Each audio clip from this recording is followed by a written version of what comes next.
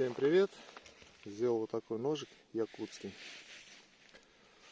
Двойной подвес, горизонтальный, вертикальный, то есть горизонтальный. Так, кожа, деревянный вкладыш. Здесь узел евенкийский на подвесе. Так, сидит плотненько, глубоко. Сам ножик. Сталь Х12МФ. Проставка нержавейка. То есть больстер. Здесь 2 мм. И дерево. Дерево, не знаю, что за дерево. Подарили такое. Сечение яйцо. Так. Нож заточенный.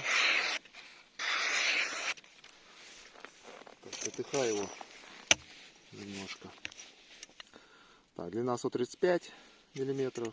Ширина 25, по толщине 3 мм. Рукоять 130 мм, 132, даже 131, 130 будем считать. Так, ножик свободный. Кому интересно, пишите. Порежем.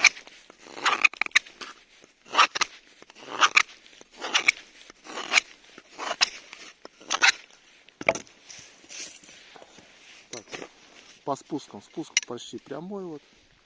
Не знаю, видно, не видно будет. Так.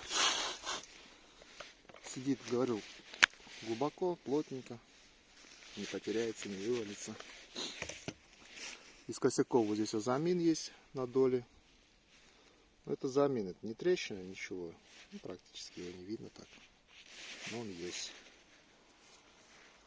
Так, все. Подвес, я говорил, если кому не нравится, так можно это снимать. Он легко снимается, развязывается там, распутывается.